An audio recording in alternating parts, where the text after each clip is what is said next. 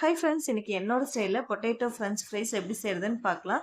அதுக்கு நான் உருளைக்கிழங்கு இந்த மாதிரி நீளமாக கட் பண்ணி வச்சுருக்கேன். இதை வந்து நம்ம இட்லி தட்டில் ஆவியில் வச்சு வேக வச்சு எடுத்துக்கலாம். ரொம்ப நேரம் வேகணுங்கிறது இல்லை, 3/4 பாகம் வெந்தால் போதும். பாருங்கள், இந்த மாதிரி வெந்துச்சுன்னா போதும். இப்போ நம்ம இதை எண்ணெயில் பொரிச்சு எடுத்துடலாம். இந்த மாதிரி கொஞ்சம் கொஞ்சமாக சேர்த்து எண்ணெயில் பொரிச்சு எடுத்துக்கலாம். ரொம்ப நேரம் ஃப்ரை பண்ண வேண்டாம். நல்லா ஒரு கோல்டன் ப்ரௌன் கலரில் வர வரைக்கும் நம்ம ஃப்ரை பண்ணி எடுத்துக்கலாம். பாருங்கள், இந்த மாதிரி ஃப்ரை ஆனால் போதும். இப்போ நம்ம இது எல்லாத்தையுமே பொரிச்சு எடுத்துடலாம். இப்போ கொஞ்சமாக சூடான ஆயிலில் 1 ஸ்பூன் கறி மசால் தூள், 1 ஸ்பூன் வரமிளகாய் தூள், கொஞ்சம் உப்பு சேர்த்து அந்த எண்ணெயில் ஃப்ரை ஆனதுக்கப்புறம் நம்ம ஃப்ரை பண்ணி வச்சுருக்கிற ஃப்ரெஞ்ச் ஃப்ரைஸ் எல்லாத்தையும் அதில் நம்ம மிக்ஸ் பண்ணிக்கலாம்.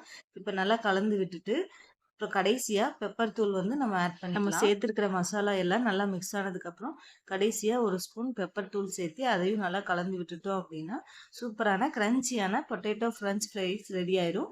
நீங்களும் இதே மாதிரி ட்ரை பண்ணி பாருங்கள். சீக்கிரமே நம்ம ஒரு 10 நிமிஷத்தில் சூப்பராக ஃப்ரெஞ்ச் ஃப்ரை ரெடி பண்ணிடலாம். பாருங்கள் எவ்வளோ சூப்பராக வந்திருக்குன்னு சொல்லிட்டு.